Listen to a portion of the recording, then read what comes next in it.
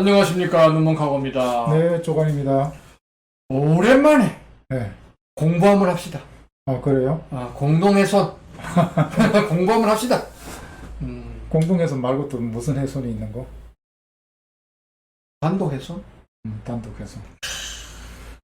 그래서 저기 내가 사실은 모른 척 하려고 했는데, 네. 모른 척 할 단어가 생각이 안 나가지고. 그 해손을 분류하게 되면 전손이 있고 분손이 있어요. 전손은 완전히 이렇게 분실되는 거고, 그래서 그 다음에 또 이렇게 전손되고 나면 저게 뭐 싹 다 아무것도 없는 거니까 별 뭐 문제도 생길 것도 별로 없겠죠. 그 다음에 이제 분손이 있는 경우에는 이제 그 단독 분손하고 공동해손 이렇게 나눠집니다. 또, 이 무역 전문가 조관님께서. 뭐 깊이 들어가면은 여러분들이 머리가 아프니까. 깊이 들어가면 내가 제일 싫어하지. 그러니까 그만 안 들어가고 말라고. 우리가 지난 시간이나 지지난 시간이었나, 켄트 트레이드라는 배가 예. 홍콩 앞바다에서 자빠졌는데 네. 아무도 보도를 안 하더라 얘기했잖아. 네. 그래서 그게 이제 공동해손 선포했고, 네. 얼마 전에 그 난시아 항에 들어가가지고 다 내렸대요. 다 내려가지고 이제 그 배가 혼자 운영한 게 아니니까 이제 그 각 선사별로 이제 물건을 한국으로 지금 보내고 있다 하더라고. 그래서 거의 이제 2달 만에 물건이 들어오는데, 그러니까 그 물건 실으신 분들은 참 여러모로 고생도 많았고 손해도 많았는데 또 불구하고 네. 돈까지 내라 그래. 돈도 내라 그래. 그러죠. 이제 왜 그런지를 한번 공부해 봅시다. 공동해손이 뭔지부터 알아봐야 되죠. 그죠? 그렇죠. 참고로 이 자료는 네. 뺏긴 겁니다. 그래요? 모 선사가 켄트 트레이드 사건 때문에 하주들한테 보낸 메일에 첨부되어 있는 파일을 제가 발췌해서 갖고 온 겁니다. 제가 요새 바쁘다 보니까 나한테 안 시키고 직접 준비를 하셨고. 영어로 제너럴 에버리지입니다. 장군 평균. 일반 평균인가? 장군 평균인가? 저게 에버리지가 번역하면 이제 분손이란 뜻입니다. 그래요? 해손이 아니고? 분손. 오. 그래서 이제 제너럴 하면은 전체를 포괄하니까 전부 다 이제 부담하는 그런 분손이다 이런 느낌이죠. 그렇습니다. 나는 일반적인 평균이냐, 뭐 장군님의 평균이냐, 뭐 해도. 그러니까 에버리지는 분손을 에버리지라고 이렇게 합니다. 역시! 자, 좀 긴데, 네. 해상에서 해상 재산이 공동의 위험에 처하여 그중 일부를 희생시키거나 공동의 비용을 지출함으로써 다른 재산을 고조하였을 경우 이해관계 당사자가 이러한 희생 또는 비용 지출로 인하여 받은 이익의 비율에 따라 손해 또는 비용을 분담하는 제도. 엄청 말이 길고도 그렇죠. 어렵습니다. 네, 맞아요. 쉽게 설명하면, 이제 내가 설명할 테니까 틀렸으면 얘기하세요. 네. 요번에 켄트 트레이드가 홍콩 앞바다에서 엔진 화재로 자빠졌잖아. 네. 오더가도 못해. 네. 오더가도 못하니까 이거를 배를 어딘가로 옮겨야 될 거 아니야. 네. 그러면 우리 레카차 부르듯이 예인선 불러. 예인선을 불러가지고 이제 끌고 가야 될 거 아니야. 예인선을 부르는 게 뭐냐 그러면 공동의 비용을 지출해서 재산을 구조하는 거잖아요. 그렇죠. 예인선 값을 내야 되니까. 그렇죠. 요게 뒤에 거고, 앞에 거는 뭐냐 그러면, 근데 배가 구멍이 났어. 네. 엔진룸이 불나면서 배에 구멍이 나가지고 물이 막 들어오네. 네. 이게 지금 예인선 오기 전에 배가 지금 침몰할 위기야. 그렇죠. 그러니까 위에 있는 거 다 걷어내 해가지고 막 위에 있는 거를 막 바닥에 던져 이렇게. 그러죠. 그래서 배가 깔아앉는 건 시간을 버려. 네. 해서 예인선이 와가지고 끌고 가. 네. 그러니까 위에 있는 걸 막 걷어내가지고 막 버렸잖아. 네. 그래서 컨테이너가 물에 빠졌잖아. 네. 이게 이제 뭐냐 하면 일부를 희생했다. 그러니까 일부러 이제 그 일부를 희생하기도 하고 일부러 그러니까는 이게 일부러 뭔가를 갖다 고의적이고 합리적인 조치를 취하는 거예요. 그래서 배에다 물건을 갖다 집어 던지는 것도 나 혼자만을 위해서 하는 게 아니고 다른 화물을 건지려고. 배와 다른 화물을. 그러니까 그 공동의 위험 단체가 되는 거죠. 그래가지고 그걸 위해 가지고 일부러 지출한 비용이니까 바다에다 던져놓은 화물이 있다라고 하면 그 화물의 가격이 뒤에 나옵니다. 뒤에 나옵니다.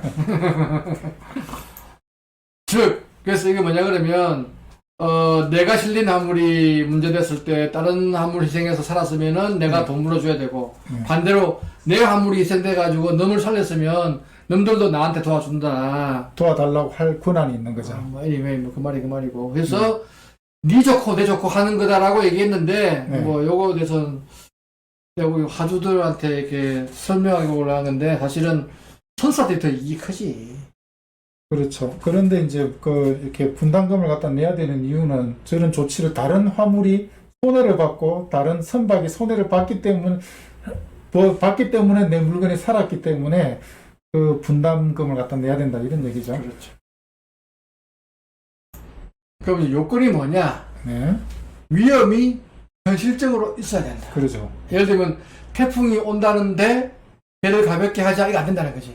태풍이 와가지고 지금 배가 지금 자빠질라 해야 된다는 거지 지금. 그 위험이 현실적으로 있어야 되고 공동의 안전이다. 공동은 뭐냐 그러면 선박, 벽화, 운임 뭐좀 적고. 뭐 운임도 해당 가능합니다. 뭐 하여튼 이런 거다. 그다음에 이제 고의적이고 이례적이고 합리적이고 고의가 뭐냐면 아까 것처럼 일부러 물건을 버린다는 것이. 그러죠. 그 다음에 합리적이어야 됩니다. 다이아몬드 박스부터 집어 던지면 안 됩니다. 싼 거부터 집어 던져 무거운 거부터. 근데 언니가 싼 건데 어떻게 하냐고 지금 알고 그러니까 이제 몰랐을 때는 아무거나 던져도 합리적인 인정이 되고 알면서 이제 비싼 거 갖다 집어 던지면 그건 합리적이지 않죠. 이례적이라는 건 뭐냐 그러면 평소에 하지 않던 행동을 해야 되는 그렇죠. 거지. 네, 맞습니다. 그럼 4번 공동훼손 희생과 비용은 특별한 수단에 의하여 그러니까 특별한 조치를 특별히 뭐 스페셜인가? 바다에다 던지다 던지면 특별한 행동을 했을 거 아니에요. 이례적인 행동을. 그거가 인과관계가 있어야 되는 거죠. 인과관계. 그렇죠. 그러니까 그 네가 손해를 본 게 나의 사실은 조치 때문에. 공동의 이익이 생겼다. 그렇죠. 쓸데없이 저 구석에 있는 거 그냥 아무 생각 없이 툭 차는 게 아니고 그렇죠. 꼭 필요한 일을 했어야 된다 이거지. 그렇습니다. 이제 이런 요건이 있어야 되고. 그럼 이제 어떻게 절차가 되느냐? 그럼 공동훼손 상황이 발생을 해야 됩니다. 그렇죠. 그러면 선주가 공동훼손을 선포를 해요. 그렇죠. 그러면 공동훼손 정산인을 또 선정합니다. 네. 뭐냐면 이제 손해액을 배분해야 되니까. 근데 아직까지 손해는 얼마가 발생했는지 모르니까 대충 대략 이제 계산하는 거죠. 그렇죠. 그래서 공동훼손 정산인이 각 당사자가 기여. 나 이런 말이 어려워. 일단 싫어. 무슨 기여야 기여는. 그러니까 분담금을 내는 걸 갖다 컨트리뷰트 한다라고 영어 원문에 그렇게 나와 있으니까 컨트리뷰트를 보통 기여라고 무슨 번역을 하잖아요. 컨트리뷰트야. 이게 징수하는 거지 지금. 그래서 이제 기여할 부담액을 계산하는 거지 대충. 그래서 이걸 어떻게 계산하냐 그러면 그 자기 화물의 금액에 그래서 항상 공동훼손이 발생을 하면 그 금액을 산정하기 위해서 꼭 커머셜 인보이스를 내라 그래. 그래서 그 커머셜 인보이스를 다 더해가지고 손해 예상액으로 나눠가지고 다시 거꾸로 인정해서 얼마를 대주는 거지. 근데 이제 그게 그 계산하는데 시간이 굉장히 오래 걸리니까 일단 물건부터 내주고 나서 계산해야 될 거 그렇지. 아니에요. 그래서 대충 예상된 금액을 정하는 거지. 그 다음에 이제 지급을 보상하기 위해 공동훼손 정산인은 모든 당사자에게 지혜의 접근을 요구한다. 그러니까, 제너럴 에버리지 본드라고 그러죠. 이걸 달라고 한다. 뭐 다른 말로는 제너럴 에브리지 개런티라고 그런 것도 있고. 예. 네. 그래서 하여튼 이거는 뭐냐 그러면 사실은, 보험을 들어놨으면 이 절차 몰라도 돼. 그냥 보험사에서 그냥 다 알아서 하고, 보험사에서 사실은 그, 커머셜 인보이스인가? 뭐 달라 그러고, 뭐 양식 몇 개 줍니다. 사인하라고. 결국 뭐냐 그러면 뭐 이런 사고 발생했고, 비용 내가 분담하고, 뭐 이런 한다는 걸 그냥 하면 되는 거예요. 그러면은 보험사가 알아서 다 처리하고, 저 선박 쪽 그 보험사 만나서 다 처리하고, 끝나고, 뭐, 단지 나는 이제 화물을 좀 늦게 받고, 아까 그렇죠. 말한 켄트 트레이드처럼 7월 초에 들어야 될 화물이 9월 초에 들어오고 뭐 이런 일이 있는데 금전적으로 크게 실질적으로 나가는 돈은 없는데 네. 보험을 안 들었다. 안 들었으면은 이제 그러면 이거 분담금을 내든지 내가 다 그걸 해야 되고. 그 분담금을 내든지 이게 이제 그 공동훼손 손해는 두 가지가 있어요. 크게 하나는 희생 손해, 하나는 분담금 이렇게 해서 희생 손해는 뭐냐면 선주가 물건을 갖다 던졌는데 그 물건이 내 물건이야. 그게 희생 손해가 되는 거고 딴 사람 물건을 갖다 던졌으면 딴 사람 물건이 손해를 봤는데 거기에 대해서 손해를 갖다 분담을 갖다 해주니까 내가 내 물건은 살아남았으니까 분담금을 내는 두 가지가 있거든요. 그래서 보험을 들 때는 우리 지금 A형, B형, C형이 있잖아요.